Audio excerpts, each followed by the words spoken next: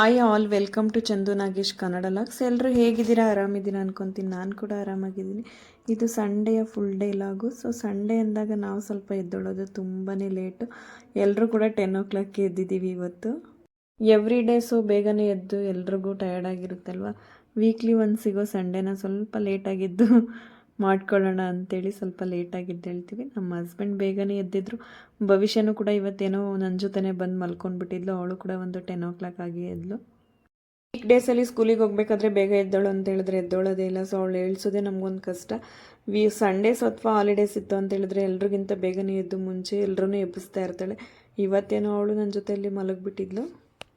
Coffee ಮಾಡ್ಕೊಂಡು ಕುಡಿದು ಬಟ್ಟೆ ಎಲ್ಲ ಮಿಷಿನ್ಗೆ ಹಾಕಿ ಎಲ್ಲ ಕೆಲಸಗಳನ್ನ ಮುಗಿಸ್ಕೊಂಡು, ಸೊ ನಾನು ಸಂಡೇ ಎಲ್ಲ ಫಸ್ಟು ಕೆಲಸ ಮುಗಿದ್ಮೇಲೆ ತಿಂಡಿ ಮಾಡೋದು. ಯಾವತ್ತೂ ಕೂಡ ತಿಂಡಿ ಮಂತು ಫಸ್ಟ್ ಮಾಡೋದೇ ಇಲ್ಲ. ಕೆಲಸ ಎಲ್ಲ ಕಂಪ್ಲೀಟ್ ಆದರೆ ಅಟ್ಲೀಸ್ಟ್ ಟಿಫನ್ ಮಾಡ್ಕೊಂಡು ತಿಂದು ಸ್ವಲ್ಪ ಹೊತ್ತು ಕೂತ್ಕೋಬೋದು. ಟಿಫನ್ ಎಲ್ಲ ತಿಂದಮೇಲೆ ಏನು ಕೆಲಸನೂ ಕೂಡ ಮಾಡೋಕ್ಕಾಗಲ್ಲ ಅಂತೇಳಿ ನಾನು ಟಿಫನ್ ಫಸ್ಟ್ ಮಾಡೋಕ್ಕೆ ಹೋಗಲ್ಲ. ಸಂಡೇ ಅಂತೇಳಿದ್ರೆ ನಾವು ಆಲ್ಮೋಸ್ಟ್ 12 o'clock ಆಗುತ್ತೆ ಟಿಫನ್ ಮಾಡೋ ಅಷ್ಟರಲ್ಲಿ. ಕೆಲಸ ಮಾಡ್ತಾಯಿದ್ರೆ ಅಶ್ವಾಗೋದು ಕೂಡ ಕಾಣಿಸೋದೇ ಇಲ್ಲ. ಸೊ ಭವಿಷ್ಯಂಗೆ ಅವರಪ್ಪ ಹೊರಗಡೆ ಕರ್ಕೊಂಡೋಗಿ ಇಡ್ಲಿ ಅಥವಾ ಏನಾದರೂ ಕೊಡಿಸ್ಕೊಂಡು ಬಂದುಬಿಡ್ತಾರೆ. ಹಾಗಾಗಿ ನನಗೆ ಟೆನ್ಷನ್ ಇರಲ್ಲ. ಸೊ ಅವಳು ಏನು ಟಿಫನ್ ಬೇಕು ಬೇಗ ಕೊಡು ಅಂತ ಏನೋ ಕೇಳೋದೇ ಇಲ್ಲ. ಆಟ ಆಡ್ತಿರ್ತಾಳೆ ಹೊರಗಡೆ. ಹಾಗಾಗಿ ನಾನು ಟಿಫನ್ ಯಾವಾಗಲೂ ಕೂಡ ಸಂಡೇ ತುಂಬಾ ಲೇಟು ಮಾಡೋದು. ಟಿಫನ್ಗೆ ಪೂರಿ ಮತ್ತು ವೆಜಿಟೇಬಲ್ಸ್ ಸಾಗುನ ಮಾಡ್ಕೊಳ್ಳೋಣ ಅಂತೇಳಿ ಮಾಡ್ಕೊತಾ ಇದ್ದೀನಿ. ಸೊ ಇದು ಮಧ್ಯಾಹ್ನ ಊಟ ಮತ್ತು ಬೆಳಿಗ್ಗೆ ಟಿಫನ್ ಎರಡೂ ಸೇರಿಸಿ ಮಾಡ್ಕೊತಾ ಇದ್ದೀನಿ. ಮಸಾಲೆ ರುಬ್ಕೊಳ್ಳೋದಕ್ಕೆ ಸ್ವಲ್ಪ ತೆಂಗಿನಕಾಯಿ, ಗೋಡಂಬಿ, ಗಸಗಸೆ, ಎಳ್ಳು, ಕೊತ್ತಂಬರಿ, ಈರುಳ್ಳಿ, ಬೆಳ್ಳುಳ್ಳಿ, ಶುಂಠಿನ ಹಾಕ್ಕೊಂಡು ರುಬ್ಕೊಂಡೆ. ಒಗ್ಗರಣೆಗೆ ಸಾಸಿವೆ, ಜೀರಿಗೆ, ಪಲಾವ್ ಎಲೆ, ಚಕ್ಕೆ, ಲವಂಗ, ಮರಾಠಿ ಮೊಗ್ಗು, ಹಾಗೆ ಕಟ್ ಮಾಡಿ ಇಟ್ಕೊಂಡಿರೋಂಥ ಈರುಳ್ಳಿ ಮತ್ತು ತರಕಾರಿನ ಹಾಕ್ಕೊಂಡು ಫ್ರೈ ಮಾಡಿಕೊಂಡು ರುಬ್ಬಿರೋಂಥ ಮಸಾಲೆನ ಸೇರಿಸ್ಕೊಂಡು ಮಿಕ್ಸ್ ಮಾಡಿಕೊಂಡೆ. ಹಾಗೆ ಈ ಸಾಗುಗೆ ನಾನು ಇವತ್ತು ಸಾಂಬಾರು ಪೌಡ್ರ್ ಏನು ಹಾಕ್ಕೊಂಡಿಲ್ಲ. ಹಾಗೆ ವೈಟ್ ಸಾಗು ಥರ ಮಾಡ್ಕೊಳ್ಳೋಣ ಅಂತೇಳಿ ಮಾಡ್ಕೊತಾ ಇದ್ದೀನಿ. ಹೇಗಿರುತ್ತೆ ನೋಡೋಣ ಅಂತೇಳಿ. ನಾನು ಇದನ್ನು ಫಸ್ಟ್ ಟೈಮ್ ಟ್ರೈ ಮಾಡ್ತಿರೋದು. ನೋಡೋಣ ಹೇಗಿರುತ್ತೆ. ನಾನು ಆಲ್ಮೋಸ್ಟ್ ಈ ಥರ ಯಾವುದೇ ಥರ ಪಲ್ಯ ಅಥವಾ ಏನಾದರೂ ಟ್ರೈ ಮಾಡಿದ್ರೆ ಫಸ್ಟ್ ಟೈಮೇ ಮಾಡೋದು, ಎಕ್ಸ್ಪಿರಿಮೆಂಟ್ ಮಾಡ್ತೀನಿ. ತುಂಬಾ ಚೆನ್ನಾಗಿ ಬಂದಿರುತ್ತೆ. ಸೊ ನೋಡೋಣ ಇದು ಇವತ್ತು ಯಾವ ರೀತಿ ಇರುತ್ತೆ ಅಂತ ಹೇಳಿ. ಪೂರಿ ಮಾಡ್ಕೊಳ್ಳೋದಕ್ಕೆ ನಾರ್ಮಲ್ ಚಪಾತಿ ಹಿಟ್ಟನ್ನೇ ಕಲಸಿಟ್ಟಿದ್ದೆ. ಸೊ ಇದನ್ನು ಮಾಡ್ಕೊಳ್ಳೋದಕ್ಕೆ ಮೈದಾ ಮತ್ತು ಚಿರೋಟಿ ರವೆನೂ ಮಿಕ್ಸ್ ಮಾಡಿಕೊಂಡು ಕೂಡ ಮಾಡ್ಕೋಬೋದು. ಬಟ್ ನಾನಿವತ್ತಿಲ್ಲಿ ಚಪಾತಿ ಹಿಟ್ಟಿಂದನೇ ಮಾಡ್ಕೊತಾ ಇದ್ದೀನಿ. ನಮ್ಮ ಹಸ್ಬೆಂಡ್ ಏನೋ ಕೆಲಸ ಇದೆ ಅಂತೇಳಿ ಹೊರಗಡೆ ಹೋಗಿದ್ರು. ಸೊ ಅವ್ರು ಬಂದಮೇಲೆ ಅವರಿಗೆ ಬಿಸಿ ಪೂರಿನೇ ಮಾಡ್ಕೊಳ್ಳೋಣ ಅಂಥೇಳಿ, ನಮಗೆ ಮಾತ್ರ ಮಾಡ್ಕೊಳ್ಳೋಣ ಅಂಥೇಳಿ ನಮ್ಗೆ ಎಷ್ಟು ಬೇಕೋ ಅಷ್ಟು ಪೂರಿನ ಅರ್ದಿಟ್ಕೊಂಡು ಬೇಯಿಸ್ಕೊತಾ ಇದ್ದೀನಿ. ಪೂರಿ ಅಂತೂ ತುಂಬಾ ಚೆನ್ನಾಗಿ ಬಂದಿತ್ತು. ಪೂರಿ ಅಂತೂ ತುಂಬಾ ಚೆನ್ನಾಗಿ ಉಬ್ತಾಯಿತ್ತು, ತುಂಬ ಚೆನ್ನಾಗಿ ಬರ್ತಾಯಿತ್ತು. ಸೊ ಈ ಥರ ಡಿಫ್ರೆಂಟಾಗಿ ಟಿಫನ್ಸ್ ಅಥವಾ ಏನೇ ವೆರೈಟೀಸ್ ಫುಡ್ ಮಾಡಿದ್ರು ತುಂಬಾ ಚೆನ್ನಾಗಿ ಬರುತ್ತೆ. ಆಲ್ಮೋಸ್ಟ್ ಈ ಥರದ ಫುಡ್ಡೆಲ್ಲ ನಾನು ತುಂಬ ರೇರು. ಇವಾಗ ಮಾಡಿರೋ ಫುಡ್ ನೆಕ್ಸ್ಟ್ ಯಾವಾಗಲೂ ಮಾಡ್ತೀನಿ. ಹಾಗಾಗಿ ಆಲ್ಮೋಸ್ಟ್ ಎಲ್ಲನೂ ಕೂಡ ತುಂಬ ಚೆನ್ನಾಗಿ ಟೇಸ್ಟ್ ಇರುತ್ತೆ. ಪೂರಿ ಏನು ರೆಗ್ಯುಲರಾಗಿ ಮಾಡ್ಬೋದು, ಬಟ್ ನಾನು ರೆಗ್ಯುಲರಾಗಿ ಮಾಡಲ್ಲ. ಸೊ ಯಾವಾಗಲಾದರೂ ಈ ಥರ ಡಿಫ್ರೆಂಟಾಗಿ ಒನ್ ಟೈಮ್ ಮಾಡ್ಕೊಂಡು ತಿಂದರೆ ಅದು ತುಂಬಾ ಚೆನ್ನಾಗಿರುತ್ತಲ್ವ. ಸೊ ಹಾಗಾಗಿ ರೇರಾಗಿ ಮಾಡ್ತೀನಿ. ಶನಿವಾರ ನೈಟು ಶನಿದೇವ್ರ ದೇವಸ್ಥಾನಕ್ಕೆ ಹೋಗಿದ್ವಿ. ಸೊ ಆ ಕಡೆಯಿಂದ ಬರ್ತಾ ಇರಬೇಕಾದ್ರೆ ಅಲ್ಲಿ ಟೆಂಪೋದಲ್ಲಿ ಡ್ರ್ಯಾಗನ್ ಫ್ರೂಟು ಮತ್ತು ಸ್ಟಾರ್ ಫ್ರೂಟ್ ಎಲ್ಲ ಸೇಲ್ ಮಾಡ್ತಾಯಿದ್ರು. ನಾನಿವತ್ತು ಆಫೀಸಿಂದ ಬರಬೇಕಾದ್ರೆ ಏನು ಫ್ರೂಟ್ಸ್ ಏನು ತೊಗೊಂಡು ಬರಲಿಲ್ಲ, ಹಾಗೆ ಬಂದುಬಿಟ್ಟೆ. ಇಲ್ಲೇ ಹೆಂಗಿದ್ರು ಸೇಲ್ ಮಾಡ್ತಿದ್ದಾರಲ್ಲ ತೊಗೊಳ್ಳೋಣ ಅಂತೇಳಿ ತೊಗೊಂಡು ಬಂದೆ. ಡ್ರ್ಯಾಗನ್ ಫ್ರೂಟ್ ಅಂತೂ ತುಂಬಾ ಚೆನ್ನಾಗಿತ್ತು. ಸೊ ಒಂದು ಟೆಂಪೋ ಫುಲ್ ನಿಲ್ಲಿಸ್ಕೊಂಡು ಸೇಲ್ ಮಾಡ್ತಾಯಿದ್ರು. ಫುಲ್ ಜನ ಎಲ್ಲ ತುಂಬ್ಕೊಂಡ್ಬಿಟ್ಟಿದ್ರು. 1.5 kg 200 rupees ಅಂತೇಳಿ ಸೇಲ್ ಮಾಡ್ತಾಯಿದ್ರು. ಒಂದೊಂದು ಟೈಮಲ್ಲಿ ಇದು ಸೀಸನಲ್ಲಿ ಒಂದು ಸಿಂಗಲ್ ಫ್ರೂಟೇ 100 rupees ಇರುತ್ತೆ. ಇವಾಗ ಸೀಸನ್ ಇದೆ ಅಲ್ವಾ, ಹಾಗಾಗಿ ತುಂಬಾ ರೇಟ್ ಕಡಿಮೆ ಇತ್ತು. ಡ್ರ್ಯಾಗನ್ ಫ್ರೂಟ್ ಅಂತೂ ನಿಜವಾಗ್ಲೂ ತುಂಬಾ ಚೆನ್ನಾಗಿತ್ತು. ನೋಡೋದಕ್ಕೆ ತುಂಬ ಇಷ್ಟ ಆಗ್ತಿತ್ತು. ಅದನ್ನು ಬಿಡಿಸ್ತಾ ಇದ್ದರೆ ಒಳ್ಳೆ ಫ್ಲವರ್ ಬಿಡಿಸ್ದಂಗೆ ಆಗ್ತಾಯಿತ್ತು. ಸೊ ನಾನು ಆಲ್ಮೋಸ್ಟ್ ಮುಂಚೆಲ್ಲ ತೊಗೊಂಡು ಬಂದಿರೋದು ವೈಟ್ ಕಲರ್ ಇರ್ತಿತ್ತು. ಇದು ರೆಡ್ ಕಲರ್ ಇದೆ. ಟೇಸ್ಟ್ ಕೂಡ ತುಂಬಾ ಚೆನ್ನಾಗಿತ್ತು. ಸ್ಟಾರ್ ಫ್ರೂಟು ಕೂಡ ಅಲ್ಲೇ ತೊಗೊಂಡು ಬಂದಿದ್ದು. ಬಟ್ ಸ್ಟಾರ್ ಫ್ರೂಟು ಸೀಸನ್ ಅಲ್ಲ ಅನಿಸುತ್ತೆ, ಸ್ವಲ್ಪ ಲೈಟಾಗಿ ಉಳಿಯಿತ್ತು. ನಾನು ಲಾಸ್ಟ್ ಟೈಮ್ ನಮ್ಮ ಆಫೀಸಿಂದ ಯಾರೋ ಕೊಟ್ಟಿದ್ರು ಅಂತೇಳಿ ತೊಗೊಂಡು ಬಂದಿದ್ನಲ್ವ, ಅದು ತುಂಬಾ ಚೆನ್ನಾಗಿತ್ತು. ಸೊ ಇದು ಚೆನ್ನಾಗಿರುತ್ತೆ ಅಂತೇಳಿ ತೊಗೊಂಡೆ, ಬಟ್ ತುಂಬಾ ಉಳಿಯಿತ್ತು. ನಾವು ಟಿಫನ್ ಮಾಡ್ತಿರೋ ಟೈಮ್ ಕೇಳಿದ್ರೆ ನಿಜವಾಗ್ಲೂ ಎಲ್ಲರೂ ನಗ್ತಾರೆ. 12:30 ಆಗಿತ್ತು. ಸೊ ಪೂರಿ ಮತ್ತು ಸಾಗು ಅಂತೂ ತುಂಬಾ ಚೆನ್ನಾಗಿತ್ತು. ಸೊ ಒನ್ ಮೋರ್ ಅನ್ನೋ ಲೆವೆಲ್ಲಿಗೆ ಟೇಸ್ಟ್ ಇತ್ತು ಇವತ್ತು. ಹೋಟೆಲ್ ಸ್ಟೈಲಲ್ಲಿ ಪೂರಿ ಸಾಗು ಹೆಂಗಿರುತ್ತೆ ಅದಕ್ಕಿಂತಲೂ ತುಂಬ ಚೆನ್ನಾಗಿತ್ತು.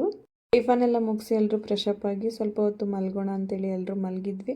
ಮಲಗಿದ್ದಾದ್ಮೇಲೆ ಸೊ ನಾನು ಆಲ್ಮೋಸ್ಟ್ ಲಾಸ್ಟ್ ವಿಡಿಯೋದಲ್ಲಿ ಹೇಳಿದ್ದೆ ತುಪ್ಪದ್ದು ಬತ್ತಿನ ನಾನು ಮನೆಯಲ್ಲೇ ರೆಡಿ ಮಾಡ್ಕೊತೀನಿ ಅಂತೇಳಿ. ಸೊ ಖಾಲಿಯಾಗಿತ್ತು. ತುಪ್ಪ ತೊಗೊಂಡು ಬಂದಿಟ್ಟಿದ್ದೆ. ನನಗೆ ವೀಕ್ ಡೇಸಲ್ಲಿ ಮಾಡ್ಕೊಳ್ಳೋದಕ್ಕೆ ಟೈಮೇ ಸಿಗಲಿಲ್ಲ. ಹಾಗಾಗಿ ಇವತ್ತು ಸ್ವಲ್ಪ ಟೈಮ್ ಇತ್ತಲ್ವ, ಎಲ್ಲ ಕೆಲಸ ಮುಗಿಸಿದ್ವಿ, ಮಾಡ್ಕೊಳ್ಳೋಣ ಅಂತೇಳಿ ಮಾಡ್ಕೊತಾ ಇದ್ದೀನಿ. ಭವಿಷ್ಯಂಗೆ ಈ ಥರ ಏನಾದರೂ ಮಾಡ್ತೀವಿ ಅಂತ ಹೇಳಿದ್ರೆ ಅದರಲ್ಲಿ ಸ್ವಲ್ಪ ಕ್ರೇಜ್ ಜಾಸ್ತಿ. ಅಮ್ಮ ನಾನು ಮಾಡ್ತೀನಿ ಅಂತೇಳಿ ಅವಳು ಏನಾದರೂ ಒಂದು ಈ ಥರ ಮಾಡೋದಕ್ಕೆ ಟ್ರೈ ಮಾಡ್ತಾಳೆ.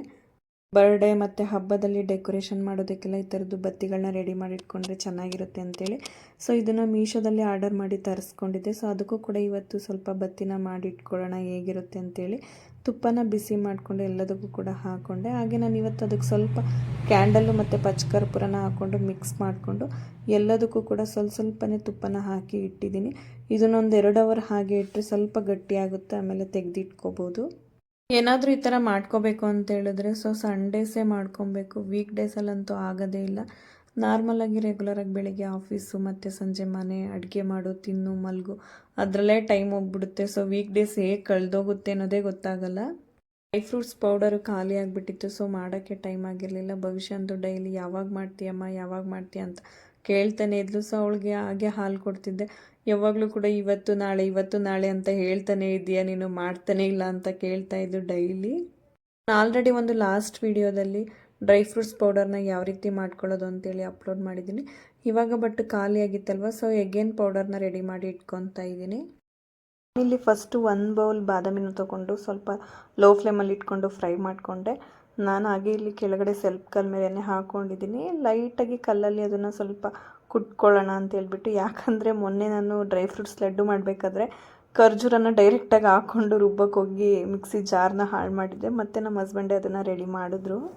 ಹಾಗಾಗಿ ಸ್ವಲ್ಪ ಲೈಟಾಗಿ ಕುಟ್ಕೊಂಡು ಹಾಕ್ಕೊಂಡ್ರೆ ಪೌಡ್ರ್ ಮಾಡೋಕ್ಕೆ ಕೂಡ ಈಸಿಯಾಗಿರುತ್ತೆ ಅಂತೇಳಿ ಈ ಥರ ಮಾಡ್ಕೊತಾ ಇದ್ದೀನಿ. ಬಾದಾಮಿ ಮತ್ತು ವಾಲ್ನಟ್ಟು ಎರಡೂ ಕೂಡ ಸ್ವಲ್ಪ ಲೈಟಾಗಿ ಫ್ರೈ ಮಾಡಿಕೊಂಡೆ. ಮಖಾನ ಕೂಡ ಮುಂಚೆ ತಂದಿರೋದೇ ಸ್ವಲ್ಪ ಇತ್ತು ಹಾಗೆ ಪ್ಯಾಕೆಟಲ್ಲಿ, ಹಾಗಾಗಿ ಅದನ್ನು ಸ್ವಲ್ಪ ಒಂದು ಬಾಕ್ಸ್ಗೆ ಎತ್ತಿಟ್ಕೊಂಡು ಮತ್ತು ಇನ್ನೊಂದು ಸ್ವಲ್ಪ ಇರೋದನ್ನು ಅದನ್ನು ಕೂಡ ಫ್ರೈ ಮಾಡ್ಕೊಳ್ಳೋಣ ಅಂತೇಳಿ ಇಟ್ಕೊತಾ ಇದ್ದೀನಿ.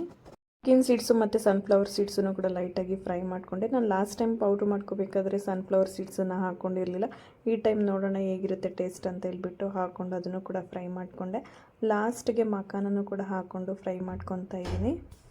ಎಲ್ಲನೂ ಫ್ರೈ ಮಾಡಿಕೊಂಡು ಒಂದು 5 ರಿಂದ 10 ನಿಮಿಷ ತಣ್ಣಗಾಗಕ್ಕೆ ಇಟ್ಟಿದ್ದೀನಿ. ಸೊ ಡೈರೆಕ್ಟಾಗಿ ಬಿಸಿ ಮಾಡಿರೋದನ್ನ ಹಾಕ್ಕೊಂಡು ಪೌಡ್ರ್ ಮಾಡೋಕ್ಕೋದ್ರೆ ಹಿಟ್ಟು ಥರ ಆಗಿಬಿಡುತ್ತೆ. ಸೊ ನೀಟಾಗಿ ಪೌಡ್ರ್ ಆಗೋಲ್ಲ. ಹಾಗಾಗಿ ಸ್ವಲ್ಪ ಹೊತ್ತು ಇಟ್ಟು ಪೌಡ್ರ್ ಮಾಡಿಕೊಂಡ್ರೆ ಚೆನ್ನಾಗಿರುತ್ತೆ ಅಂತೇಳಿ ಸ್ವಲ್ಪ ಹೊತ್ತಿಟ್ಟು ಎಲ್ಲನೂ ಕೂಡ ಪೌಡ್ರ್ ಮಾಡ್ಕೊತಾ ಇದ್ದೀನಿ 1 ಬೈ 1. ಬಾದಾಮಿ ಸ್ವಲ್ಪ ಗಟ್ಟಿ ಇರುತ್ತಲ್ವ, ನಾವು ಡೈರೆಕ್ಟಾಗಿ ಹಾಕ್ಕೊಂಡು ಪೌಡ್ರ್ ಮಾಡ್ಕೊಳ್ಳೋಕೆ ಹೋದರೆ ಮಿಕ್ಸಿ ಜಾರೇ ಹಾಳಾಗುತ್ತೆ.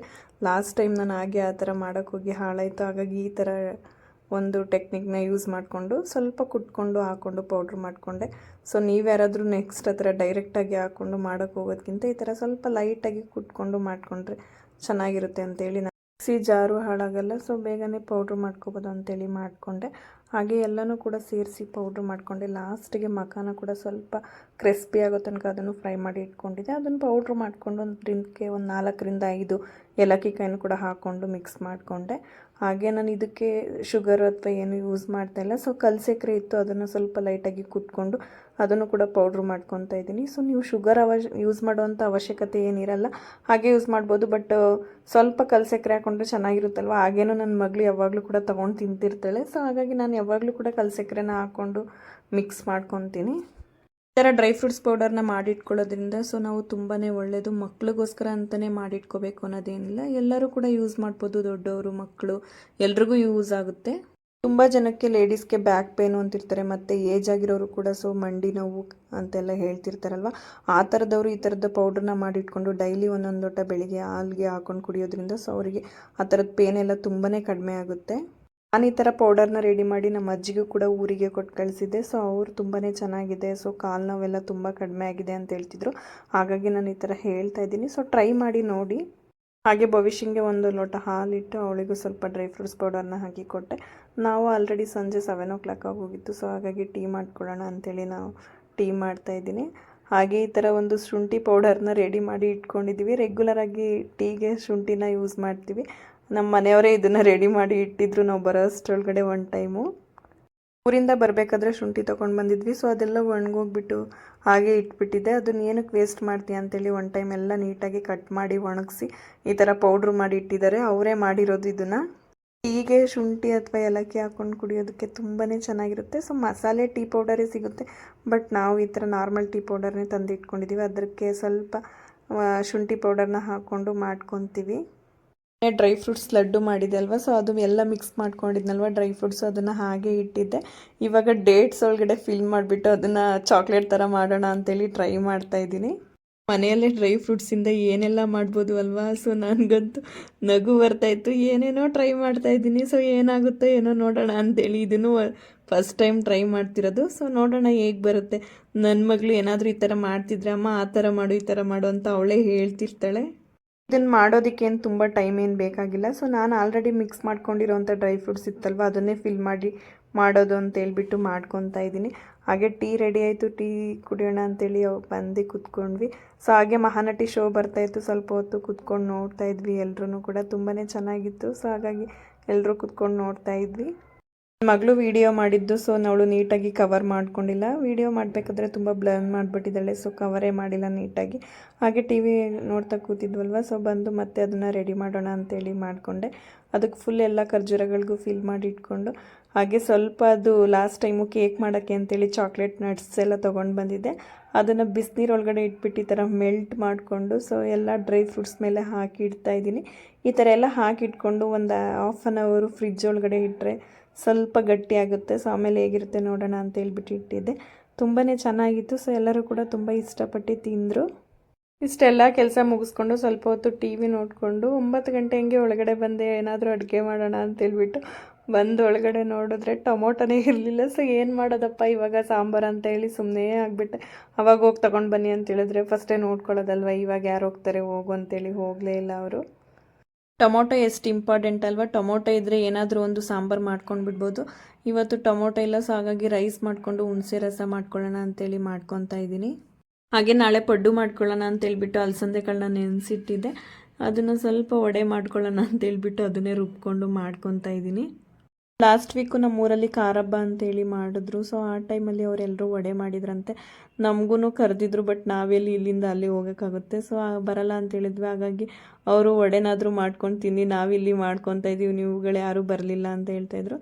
ನಾನು ಹೆಂಗಿದ್ರು ನೆನೆಸಿಟ್ಟಿದ್ನಲ್ವ, ಸೊ ರಸ ಮತ್ತು ರೈಸ್ ಮಾಡ್ಕೊಂಡಿದ್ವಲ್ಲ ಅದ್ರ ಜೊತೆಗೆ ಆಗುತ್ತೆ ಅಂತೇಳ್ಬಿಟ್ಟು ವಡೆ ಮಾಡ್ಕೊಳ್ಳೋಣ ಅಂತೇಳಿ ಮಾಡ್ಕೊತಾ ಇದ್ದೀನಿ. ಈ ಥರ ಬೇಳೆ ಎಲ್ಲ ಏನಾದರೂ ನೆನೆಸಿಟ್ಕೊಂಡಿದ್ರೆ ನಮಗೆ ಯಾವಾಗಾದರೂ ಅರ್ಜೆಂಟಿಗೆ ಬೇಕು ಅಂತೇಳಿದ್ರೆ ಸೊ ಬೇಗನೆ ಮಾಡ್ಕೋಬೋದು. ನೋಡಿ, ಇದನ್ನು ಮಾಡ್ಕೊಳ್ಳೋದಕ್ಕೆ ಏನು ತುಂಬ ಟೈಮ್ ಬೇಕಾಗಲ್ಲ. ಸೊ ಬೇಳೆ ನೆನೆಸಿಟ್ಟಿದ್ನಲ್ವ, ಅದಕ್ಕೆ ಮಸಾಲೆ ರುಬ್ಕೊಳ್ಳೋದಕ್ಕೆ ಈರುಳ್ಳಿ, ಬೆಳ್ಳುಳ್ಳಿ, ಶುಂಠಿ, ಕೊತ್ತಂಬರಿ, ಕರಿಬೇವು, ಹಸಿಮೆಣ್ಸಿನ್ಕಾಯಿ ಮತ್ತು ಸ್ವಲ್ಪ ಜೀರಿಗೆ, ಅರಿಶಿನ ಹಾಕ್ಕೊಂಡು ಮಸಾಲೆ ರುಬ್ಕೊಂಡೆ. ಹಾಗೆ ನೆನೆಸಿಟ್ಟಿರೋ ಅಂಥ ಅಲಸಂದೆ ಕಾಳನ್ನು ಕೂಡ ರುಬ್ಕೊಂಡೆ. ಅದಕ್ಕೆ ಸ್ವಲ್ಪ ಈರುಳ್ಳಿ ಮತ್ತು ಸಬ್ಬಕ್ಕಿ ಸೊಪ್ಪನ್ನು ಕಟ್ ಮಾಡಿ ಇಟ್ಕೊಂಡಿದ್ನಲ್ವ, ಎಲ್ಲನೂ ಕೂಡ ಹಾಕ್ಕೊಂಡು ಮಿಕ್ಸ್ ಮಾಡಿ ಎತ್ತಿಟ್ಕೊಂಡೆ. ಹುಣಸೆ ಹುಳಿ ಅಂತ ಹೇಳಿದ್ರೆ ಯಾರಿಗೆಲ್ಲ ಗೊತ್ತು ಕಮೆಂಟ್ ಮಾಡಿ ತಿಳಿಸಿ. ಸೊ ನಮ್ಮ ಮಂಡ್ಯ ಸೈಡ್ ಅವರಿಗಂತೂ ಎಲ್ರಿಗೂ ಗೊತ್ತು ಹುಣಸೆ ಹುಳಿ ಅಂತ ಹೇಳಿದ್ರೆ. ಹುಣಸೆ ಹುಳಿ ಮಾಡಿಕೊಂಡು ಬಿಸಿ ರೈಸ್ಗೆ ತುಪ್ಪ ಅಥವಾ ಬೆಣ್ಣೆ ಹಾಕ್ಕೊಂಡು ಊಟ ಮಾಡ್ತಾಯಿದ್ರೆ ಆಹಾ ಅನಿಸುತ್ತೆ. ತುಂಬಾ ಈಸಿ ಮತ್ತು ಸೊ ಬೇಗನೆ ಮಾಡ್ಕೊಬೋದು. ಒಗ್ಗರಣೆಗೆ ಈರುಳ್ಳಿ, ಬೆಳ್ಳುಳ್ಳಿ ಮತ್ತು ಸಾಸಿವೆ, ಜೀರಿಗೆ, ಒಣಮೆಣ್ಸಿನ್ಕಾಯಿನ ಒಗ್ಗರಣೆಗೆ ಹಾಕ್ಕೊಂಡು ಸ್ವಲ್ಪ ಹುಣಸೆಹಣ್ಣ ನೆನೆಸಿಟ್ಕೊಂಡಿರ್ತೀವಲ್ವ, ಸೊ ಅದನ್ನು ರಸನ ಹಾಕ್ಬಿಟ್ಟು ಲಾಸ್ಟಿಗೆ ಸ್ವಲ್ಪ ಬೆಲ್ಲ ಹಾಕ್ಕೊಂಡು ಸ್ವಲ್ಪ ಚಿಲ್ಲಿ ಪೌಡರು ಮತ್ತು ಉಪ್ಪು ಹಾಕ್ಕೊಂಡ್ರೆ ರಸ ರೆಡಿ ಆಗುತ್ತೆ. ಹಾಗೆ ರೈಸು ಮತ್ತು ರಸ ಎಲ್ಲ ರೆಡಿ ಆಯಿತು. ಎತ್ತಿಟ್ಬಿಟ್ಟು ವಡೆನ ಮಾಡ್ಕೊತಾ ಇದ್ದೀನಿ. ಅಲಸಂದೆ ಕಾಳು ವಡೆ ಅಂತ ಹೇಳಿದ್ರೆ ಸ್ವಲ್ಪ ಜನಕ್ಕೆ ಗೊತ್ತಿರಲ್ಲ. ಸೊ ನಮ್ಮ ಸೈಡಂತೂ ಇದನ್ನೇ ಜಾಸ್ತಿ ಮಾಡೋದು. ಇಲ್ಲೆಲ್ಲ ಜಾಸ್ತಿ ಕಡಲೆಬೇಳೆ ವಡೆನ ಮಾಡ್ತಾರೆ, ಬಟ್ ನಮ್ಮ ಕಡೆ ಕಡಲೆಬೇಳೆ ವಡೆ ಮಾಡೋದು ತುಂಬಾ ಕಡಿಮೆ. ಅಲಸಂದೆ ಕಾಳನ್ನ ಬೆಳಿತೀವಲ್ವ, ಹಾಗಾಗಿ ಅದನ್ನೇ ಬೇಳೆ ಮಾಡಿ ಇಟ್ಕೊಂಡು ಸೊ ನಮಗೆ ಯಾವಾಗ ಬೇಕೋ ಆವಾಗ ಮಾಡ್ಕೊತೀವಿ. ಈ ಥರ ಕಡಲೆಬೇಳೆ ವಡೆಕ್ಕಿಂತನೂ ಅಲಸಂದೆ ಕಾಳು ವಡೆ ತುಂಬಾ ಚೆನ್ನಾಗಿರುತ್ತೆ. ಸೊ ತುಂಬ ಕ್ರಿಸ್ಪಿಯಾಗಿ ಬರುತ್ತೆ. ಯಾರೆಲ್ಲ ಕಡಲೆಬೇಳೆ ವಡೆನ ಟ್ರೈ ಮಾಡಿದರೆ ಒನ್ ಟೈಮು ಅಲಸಂದೆ ಕಾಳು ವಡೆನ ಟ್ರೈ ಮಾಡಿ ನೋಡಿ, ತುಂಬಾ ಚೆನ್ನಾಗಿರುತ್ತೆ. ಸೊ ವಡೆನ ಮಾಡಿಕೊಂಡು ಎಲ್ಲರೂ ಕೂತ್ಕೊಂಡು ಊಟ ಮಾಡ್ತಾಯಿದ್ದೀವಿ. ಸೊ ತುಂಬಾ ಚೆನ್ನಾಗಿ ಬಂದಿತ್ತು ವಡೆ. ಸಂಡೇ ಅಂತ ಹೇಳಿ ಸೊ ಬೆಳಿಗ್ಗೆ ಲೇಟಾಗಿ ಎದ್ದು ಲೇಟಾಗೆಲ್ಲ ಕೆಲಸ ಮಾಡ್ಕೊಬೋದು ಅಂತ ಅಂದ್ಕೊತೀವಿ. ಬಟ್ ಸಂಡೇ ಎಷ್ಟು ಬೇಗ ಹೋಗುತ್ತೆ ಅಂತಲೇ ಗೊತ್ತಾಗಲ್ಲ. ನಾನಂತೂ ತುಂಬಾ ಫೀಲ್ ಮಾಡ್ತಾಯಿದ್ದೆ, ಸಂಡೇ ಎಷ್ಟು ಬೇಗ ಮುಗೀತು, ನಾಳೆ ನೋಡಿದ್ರೆ ಮತ್ತೆ ಯಥಾ ಪ್ರಕಾರ ಆಫೀಸು ಮನೆ ಅಂತೇಳಿ ತುಂಬ ಫೀಲ್ ಮಾಡ್ತಾಯಿದ್ದೆ. ತುಂಬ ಬೇಜಾರಾಗ್ತಾಯಿತ್ತು ನನಗೆ. ಸಂಡೇಗೋಸ್ಕರ ವೀಕ್ ಫುಲ್ ವೆಯ್ಟ್ ಮಾಡ್ತಿರ್ತೀವಿ. ಸೊ ಸಂಡೇ ಬಂದು ಹೇಗೆ ಹೋಗುತ್ತೆ ಅಂತಲೇ ಗೊತ್ತಾಗಲ್ಲ. ಈ ಕಂಪ್ಲೀಟ್ ವಿಡಿಯೋ ಇಷ್ಟ ಆಗಿದ್ರೆ ಲೈಕ್ ಮಾಡಿ, ಸಪೋರ್ಟ್ ಮಾಡಿ. Thank you.